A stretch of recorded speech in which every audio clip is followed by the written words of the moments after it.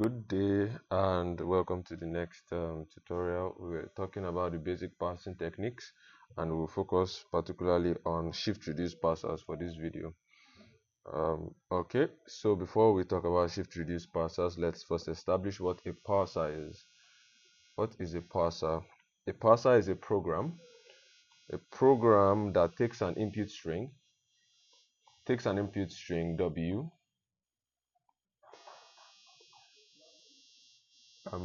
and produces an output, which is a parse tree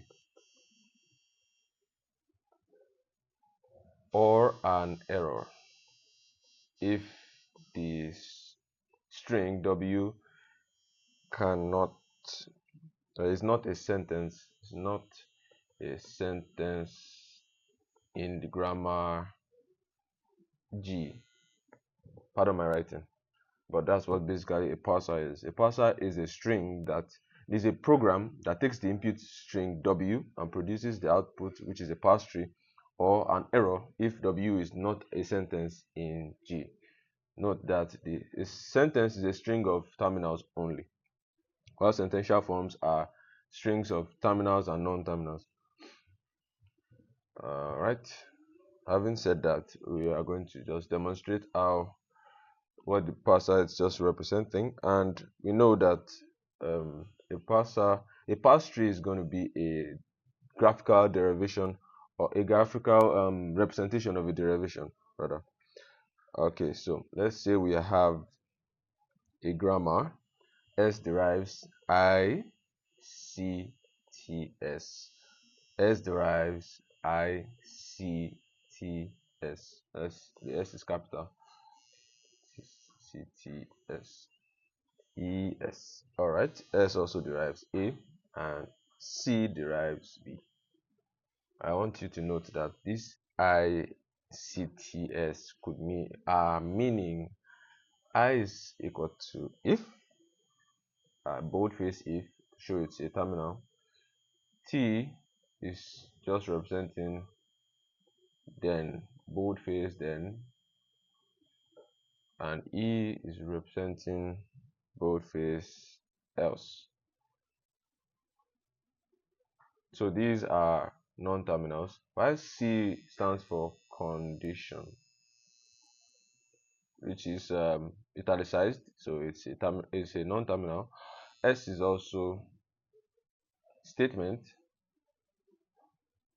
which is also a non-terminal. So I'm just going to reduce this.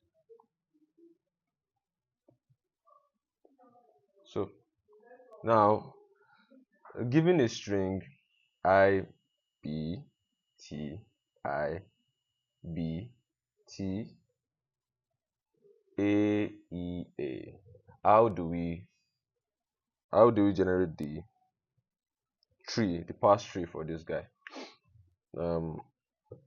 Also, I should have mentioned that there are multiple types of parsers. There's the top-down parser and there's the bottom-up parser. Now, top-down parsers use the leftmost derivation,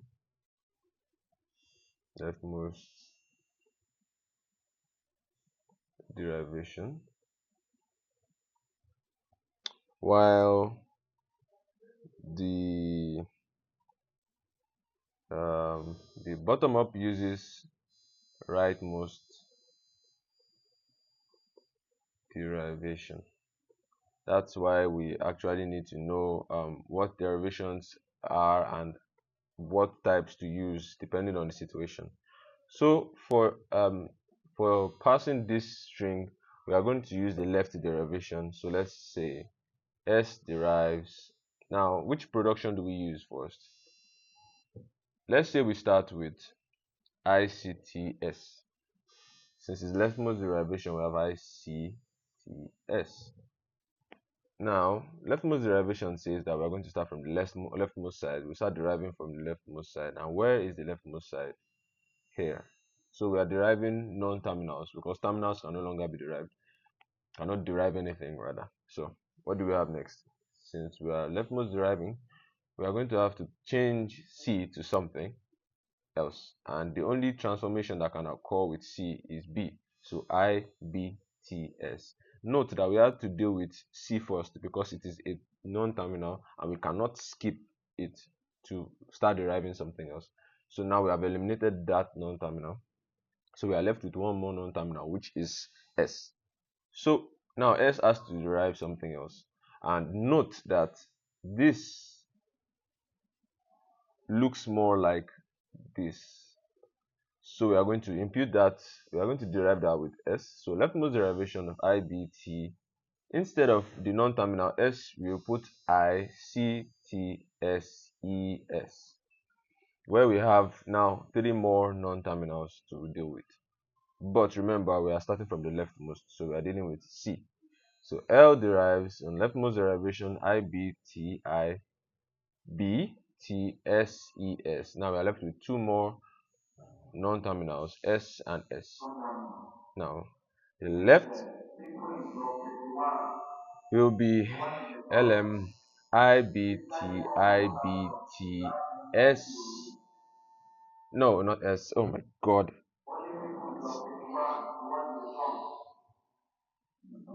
My god. Sorry about that. Resuming, S will derive A, then we have ES. Now we have only one more non-terminal, which we will address by LM IBTIBTAEA, and we have achieved the string we were looking for. So that's just that. But we do not have a parse tree yet, we just have a derivation. So how do we do the parse tree? S we derive I, C, T, S. But then C will derive B, S will derive I, C, T, S, E, S. Pardon me, let me just create more space.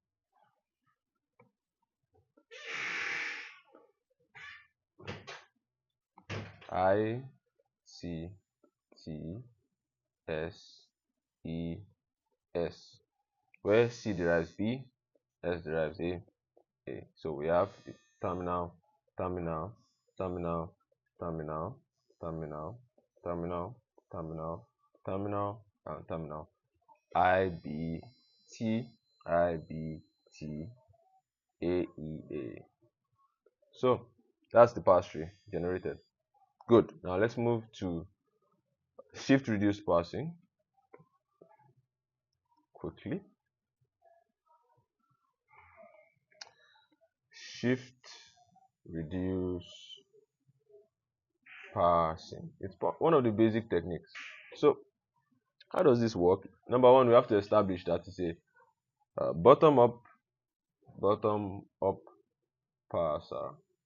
I mentioned earlier that it uses that bottom up parsers uses rightmost derivations, but we have to understand that bottom up parsers operate in a different way from top bottom. Top down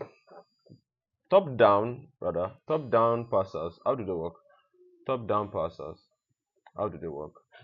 Top down parsers would walk from the root to the leaf. So the root is the start symbol. It will derive down to the leaves, which are the terminals, while the bottom up parsers will walk from the leaves to the roots. The leaves are what? They are the terminals, and then they go all the way to the start symbol. Now the problem, not the problem, but the way this just works is it just means that it's not deriving. For bottom up parsers, they don't derive, they reduce. Reducing means they are going back a step in their derivation process. So it's like reversing.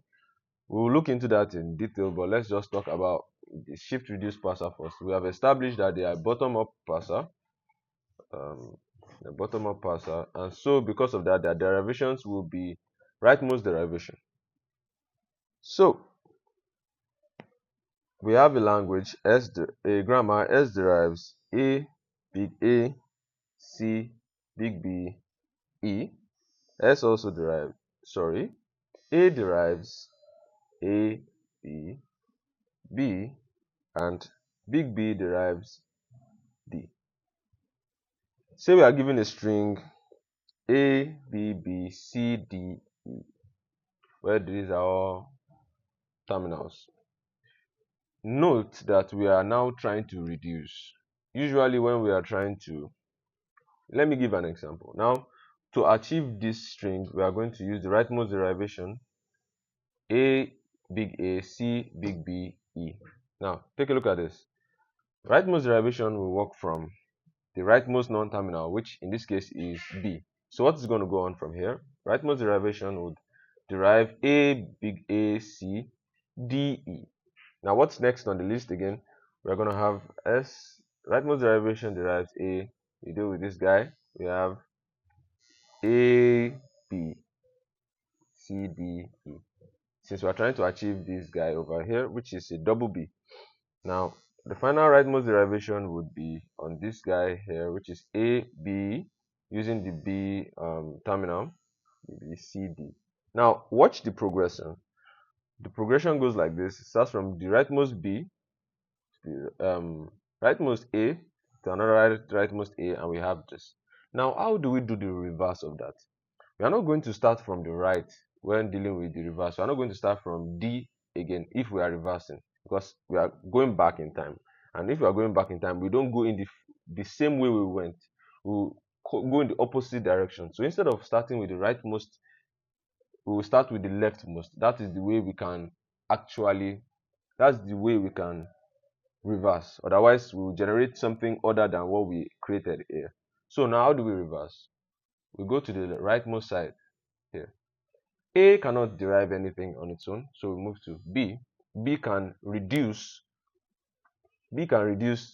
to big A, so we'll just go with that. A derives. Now we are reducing back. We have A, big A, B, C, D. Now we are still sticking to the left first before the right. Now AB is a familiar string that can be reduced to A as well, so we go back again.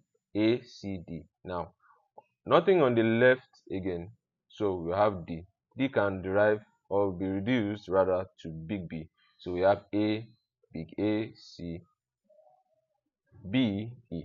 And now we are back to this. We are back to this, which is very close to the start symbol. And then what do we do now? All we need to do is from this, we can simply reduce one more time. Everything will give us the start symbol. Now we have done a bottom-up parser. We've gone from the leaves to the roots, which sounds weird because normally trees start from the, like, from bottom up, it's root to leaves, but this is a different kind of tree. A parse tree is not the tree outside your house. A parse tree is root is the top and then the leaves are the bottom. Weird, right? Okay, so let's talk about the handle. What is an handle? Now this is the place where the conventions shine. The handle of that's me, a right sentential form. And I said the right, a sentential form is something that is a form that has a string rather that has both non-terminals and terminals. So the right sentential form, gamma. Also, we already talked about what gamma is. Gamma is a possibly empty string of grammar symbol. So having established that, now the handle of gamma is a production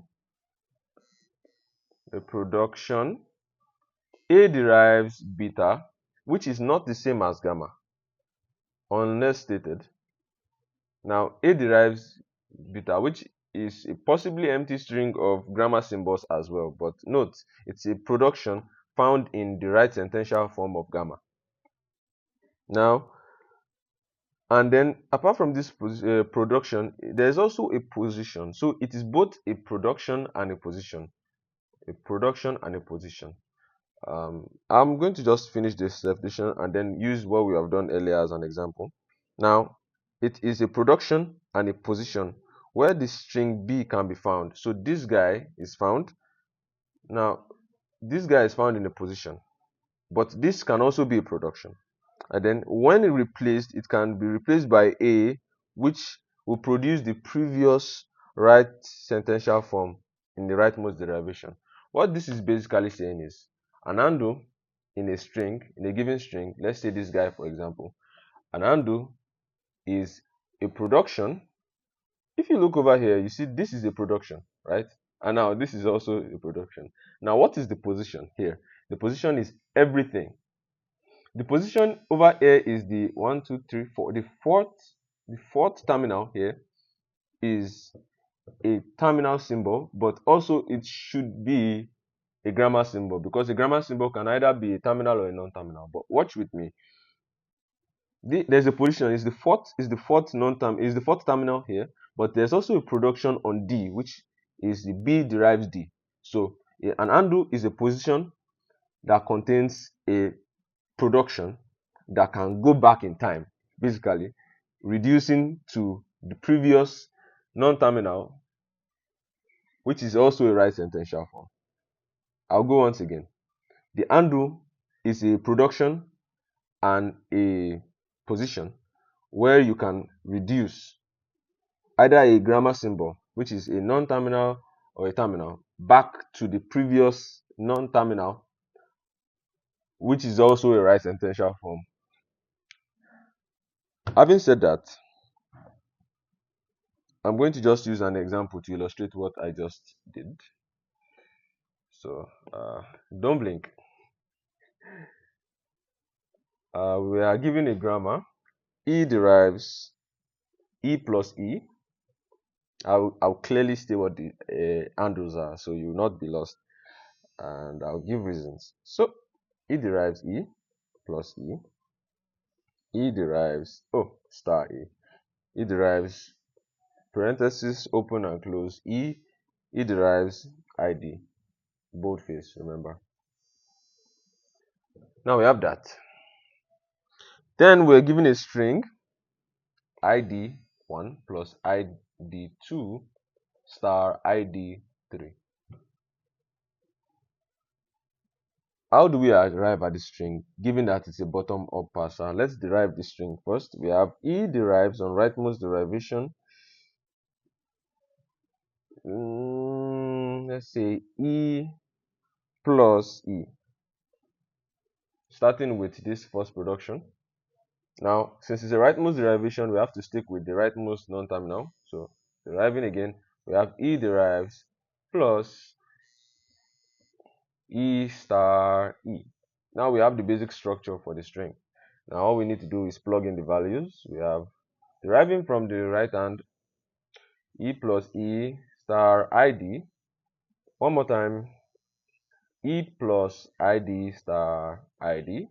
And final time, ID plus ID star ID. Now we have the string. Of course, the string was numbered 1, 2, 3, saying they are not the same ID. Okay, so we have derived it with rightmost derivation. We are basically supposed to just go back in time now. So how do we do that? We start from ID1. Notice that ID1 was the last to be derived. So we reduce ID1. We have E plus ID2 star ID3. What was derived next? ID2 was derived next. So we, as you can see here, plus E star ID3. Note that different things can happen, because we didn't necessarily just have to use this guy alone. We could have derived with, let's say, E derives rightmost derivation E star E. We could have achieved the same result. Ask me how. We could have just done reduce, and since we are dealing with rightmost, we just turn this into an ID, and then moving on, we will just simply do rightmost derivation of this E plus E star ID. Notice E derives again E plus ID star ID. Then rightmost derivation one more time, ID plus ID star ID, where we have ID1, ID2, ID3. Now I'm just going to take this in and reduce, so we have more space. Now, this grammar is clearly ambiguous from what we have done. We have used two different productions to arrive at the same answer. But then it also affects the way we will pass, because now we are stuck at an impasse. We are stuck as an impasse because we can go in two ways. Let me just break this down. Create more space. Creating more space here. I'll show you what I mean. There are two possibilities now for parsing, and that's why shift reduce parser is a problem. Basically, it has its own problems. Of course, no parsing technique is absolute and perfect. Now, putting this, let's scale it down even more. Now, watch with me. This is the first, this is the second. At this point, two things can occur. In our previous one where we used e plus e, we can have this guy. What do we do next? We are supposed to import or to derive or reduce rather this id into the last non-terminal e. But here we can actually reduce e plus e first to e before going back and reducing this, then going back to this guy. So you see that there are two possibilities here now. So you are going to have to do your derivation first. You are going to have to do the derivation first, then do the reverse of that. Otherwise, you are going to end up having two different results for something else. Now, sticking to the first one, I'm just going to go forward. I'm sticking to this now. E plus E star E. Then I will reduce this E plus E. Then I'll reduce this also to E, which is the start symbol. But then let's erase that and follow this. Follow this now. If I erase this, I can reduce this to E star ID 3, and then reduce the ID to E, and then reduce these to E, and then we have arrived at the start symbol. So you see, there are two different ways to get the result, and because of that, we notice that there's ambiguity. However, you have to note with me that there's also something about normal operator precedence. When we do board mass, we know that we are supposed to deal with multiplication first before we deal with addition. So to just say E to reduce this first is actually wrong according to operator precedence. We are supposed to deal with the star first. When we deal with the star first, we'll have E. Then we'll now deal with this guy next and we'll have this. This is the standard way it's supposed to be. This is the correct way. But because there's no order of priority, that's why we now have the ambiguity popping in. So you see the problem with the shift reduce parser already. Now, there are ways of implementing the shift reduce parser, and we are going to use the stack implementation. Why are we using the stack implementation? Because the handle will always reach the top of the stack, not the bottom of the stack. The handle will always arrive at the top of the stack, and you know, with stack operations, the last in is the first out. So whatever is at the top of the stack is what the operations will be performed on. So that's what we are going to have. And now let's talk about the stack implementation of the shift reduce parser. What's the stack implementation? We are going to have to create a system for parsing. So what's the first thing we do? We have a stack which has a bottom of stack marker $sign. Then we have an input buffer for containing the string we are dealing with. Now, what's the input buffer going to contain? It's going to contain the string, and it's going to contain the right end marker. So we know we are scanning from left to right. That's the basis we have. Now, what do we need to know again? We also need to know that there are a few actions that the stack can pull off. What are those actions? Number one, the shift reduce parser rather, using this implementation, should be able to shift, which is like pushing. So the shift operation is something that is an action that can be taken by the shift reduce parser. Now, what next can happen? We can have the reduce. This is the part where we are like going back in time. We are reverse deriving, so we are reducing. That's an action that is very important. The shift and the reduce, are two actions that are very, very important. Then number three, what do we have? We have the accept. At this point, we say that the parsing is successful. The parsing has been completed, and then we are calling it a day. Everybody's greeting themselves, sharing the grace, giving themselves a high five, taking a cup of coffee or something, and relaxing. That's what's going on with the accept. Then we have the error action, where everything went wrong, everybody's panicking, somebody already died, and so everything is just like wrong.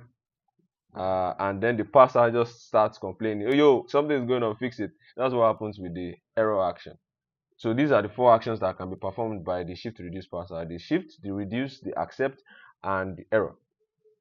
Now, I've been talking all day. I think it's just better for me to use an example to explain what I've just said.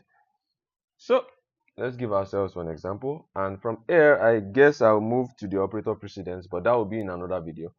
So I will clean up and use an example. Earlier, we had a grammar. E derives E plus E. Alternatively, it derives E star E. Alternatively, it derives open and close bracket E. And it derives ID in boldface. Now we're given a string ID plus ID star ID. Recall that we had two possible ways of deriving. We could have derived with rightmost derivation from this guy or this guy. But I'm going to stick with the example. I'm just going to stick with this one. E derives E plus E. Note that the shift reduce parser is basically just doing the opposite of the derivation that was done. You are not supposed to just do something weird. You are going to have to reverse what you have done. So when you have two possibilities that popped up, you are going to have to choose the one possibility that you are designing the shift reduce parser to pass. Don't create one derivation and then derive another thing from the parser. You are going to be wrong that way. So you are going to have to use the derivation you used from the beginning. That's what you are going to invert rather. You're going to reduce what you have created. Don't reduce what nobody created. Okay, so I'm just going to do the derivation on the side again. Derive that on rightmost. On rightmost again, we had E plus E star E. Then on rightmost again, that E plus E star ID. Then on rightmost again, E plus ID star ID. Then on rightmost again, ID plus ID star ID. Now we have that. So this gives us back our string. Now, how do we process the implementation? We have the stack, we have the input, and we have the action. So let's talk about this stack implementation. The dollar sign is on this side. For this is the bottom. The right side is the top of the stack. So let's say we have ID here right now. The rightmost side is the top of the stack. This is on top of the stack. If a plus shows up here, the plus is on top of the stack. If another ID is here, the ID is on top of the stack. So the top of the stack is the rightmost side, and that is very, very important to note. So I'll just clean that. I just had to mention that so that there won't be any form of lack of clarity in that regard. So we have the right end and the bottom of stack marker. Having said that, now we have a string we are working on. ID plus ID star ID. Now, what's the first action we need to take?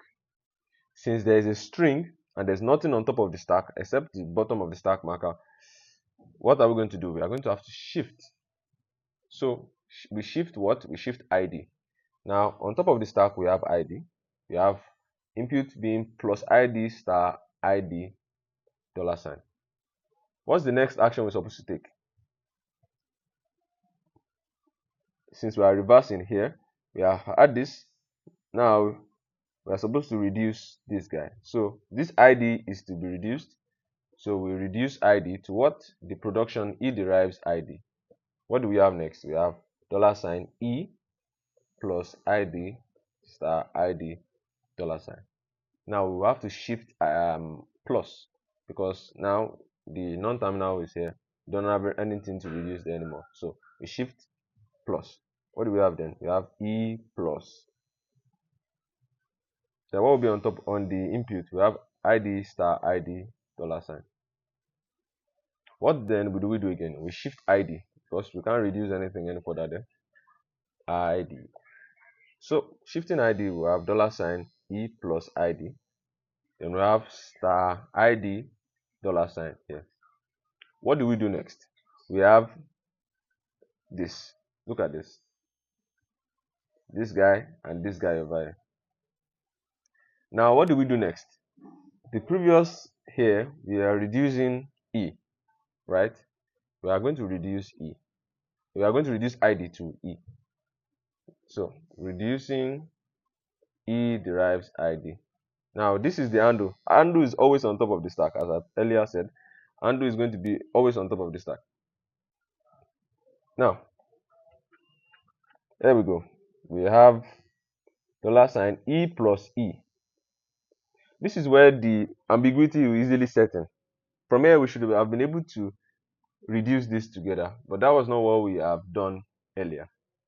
We actually imported the last ID and then reduced the E star E first before reducing E plus E. It doesn't look right, but we are inverting what we have derived. So it will be wrong of us to just deal with this guy first. This is another derivation that we are doing if we do that. Do you understand? So now we have star ID $.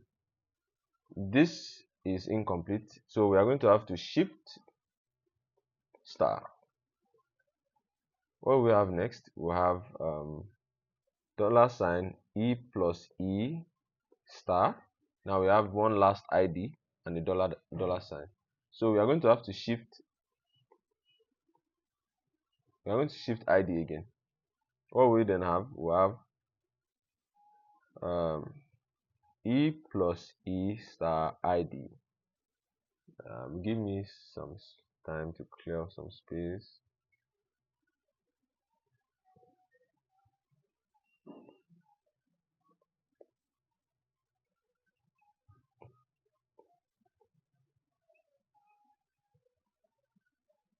So we have E plus E star ID, and then we have nothing in the input buffer. But what do we do next? We undo ID. We reduce it to E. So what do we have here? We reduce E derives ID. So what do we have then? We have $E plus E star E. This is where we don't have anything on the input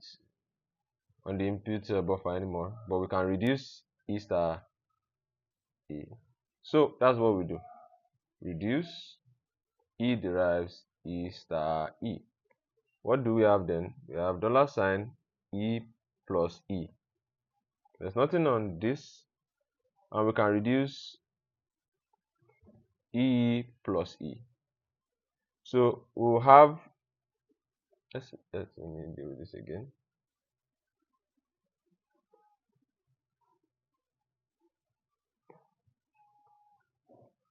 We'll just have derives E, which is the start symbol in this case, and there's nothing in the input buffer. So what do we do here? We simply accept.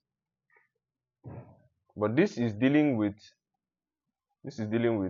just the first one. So let me do for the other one where we had the second one that makes it ambiguous. Let me do for that, and then we'll call it a day.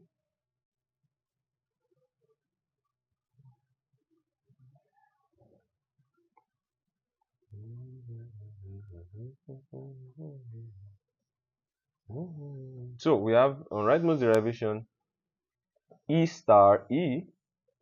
Now watch with me. This is the one made it now look weird. then we can simply just derive id here, since we are dealing with the rightmost derivation and we have to deal with the right first before we go to the left.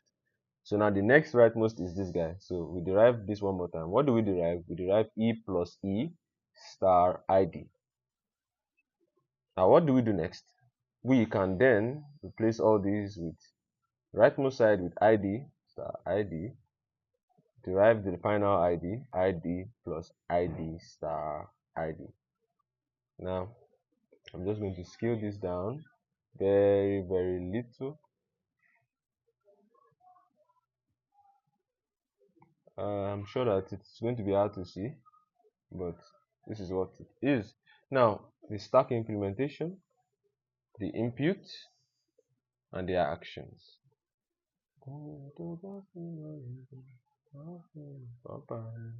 Alright, so we have the bottom of the stack. Let's make it small. Bottom of the stack, we have the input string id plus id star id. So what's the first action? Shift id. What do we have? $id, then we have plus id star id $. Now we reduce e derives id. What do we have then? We have $e, then we have plus id star id $, and then we can then shift plus. So what do we have next? We have e plus, then we have id star id. Now what do we shift again? We shift id. What do we have then? We have $e plus id, and now it's starting to look familiar. Let me zoom in real quick. E plus id. No, actually, yeah, we have e plus id over here. Now, having that, what are we left with? We are left with star $id, then star id, then $.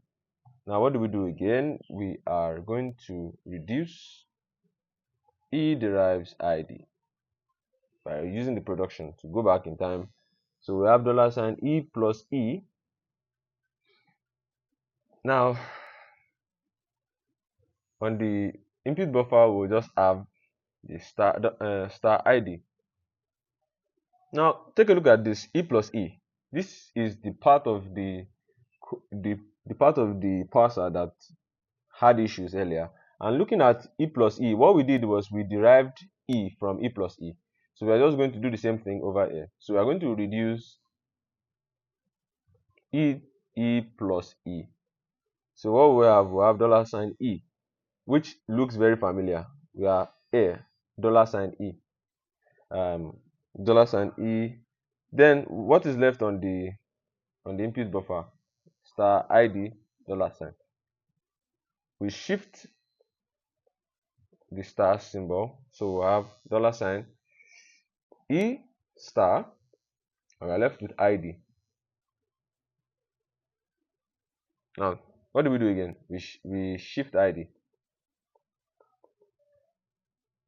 When we shift id, we are going to have $e star id, and then what we do is we don't have anything on the input buffer anymore. So what do? We reduce e derives id. So we have $e star e. Now we are back to the first production. Take a look. Back to the first production. This guy over here. Now you notice that both of what we've done so far are actually correct, but there's context. There was a derivation first, and then we went back. We reversed the derivations. So if you had this derivation, for instance, and then you now use the first one's reduction, you'll be wrong, because it doesn't follow. It's correct, basically it's correct, but if you have already derived and you are going back and then you go back into a different thing, you kind of are contradicting yourself. So both derivations and reductions are correct when used properly. Do not fall into that mistake of creating a derivation and then using another derivation. It's like going up a different parse tree, backing up the wrong tree, in short. So now we are going to reduce E derives E star E, and we go back to the start symbol. At this point, since there's nothing else to do, we have completed the parsing, so we accept. That is all for shift reduce parsing, and I hope you understand. Thank you for watching. I'll see you in the next video.